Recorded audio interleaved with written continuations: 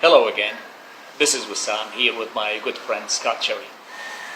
Back in August of the year 2000, I had just finished my engineering school and I had to report to a military boot camp to prepare for my service. That was a part of my life that I am particularly not interested in going back to.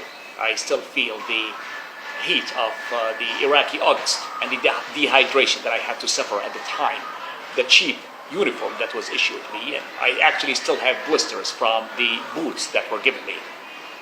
And yet, 2 decades later, I feel grateful because that period made me stronger and more resilient, actually even healthier, if not physically, then at least psychologically and emotionally.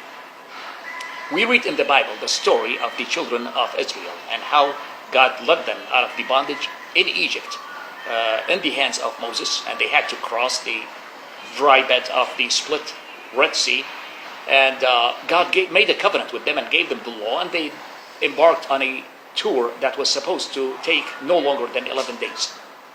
And yet we read that the Israelites showed a lack of faith in God and disobedience to Him, and that's why He had to have them undergo a boot camp in the wilderness for 40 years, at the end of which they were prepared to go in and take the gift that God had already promised the seed of Abraham.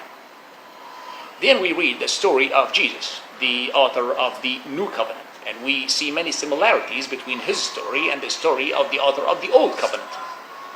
Just as Moses passed through the Red Sea, we read that Jesus was baptized into the Jordan River. Just as the Israelites were tempted in the wilderness for 40 years, Jesus was immediately taken to the Judean desert to be tempted for 40 days. He did not eat anything for that period, at the end of which, when he was the most vulnerable, Satan approached him, and he said, "Hey, if you claim to be the Son of God, tell this rock to turn into bread. Throw yourself from the top of this mountain and see if God breaks your fall. How about you bow down to me and worship me, and I will give you all the kingdoms that I own." And we read that Jesus resisted those temptations, and he finished his boot camp strong enough to launch his ministry, which is the greatest work on earth, the ministry to save mankind. Many of us may already know that Lent is not an ordinance or a Christian commandment, and yet many people choose to commemorate the time when Jesus was tempted in the wilderness for very good reasons.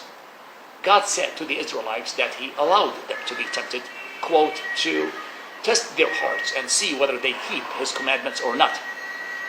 We consider this entire life to be one great big boot camp at a temptation period.